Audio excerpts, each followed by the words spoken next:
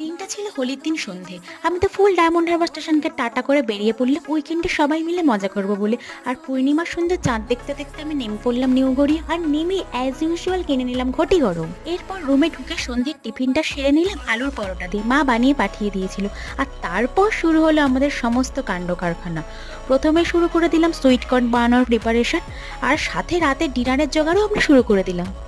আলু বাটা চলছে এখন, দেখানোর জন্য আলু কাটছে, এতগুলো আমি কেটে রেখেছি। লজ্জাও হচ্ছে না বলতে, কথাটা লজ্জাও হচ্ছে না, তাহলে মানুষ এই কথাটা বলছে। না, আলুটা আমরা কাটলেও রাতের সমস্ত ডিনার ওই বানিয়ে দিয়েছিল। এরপর ব্যাপারটা কি হচ্ছে বুঝতে পারছেন না তো? মাঝরাতে আবির নেই তো কি হয়েছে, ময়দা দিয়ে আমরা আমাদের হোলি সেলিব্রেশন করে নিলাম। এরপর আর সত্যিই কিছু বলার নেই। চলুন তাহলে আজকের মতো টাটা, কিন্তু পরের শর্টসে আরো ইন্টারেস্টিং জিনিস আছে।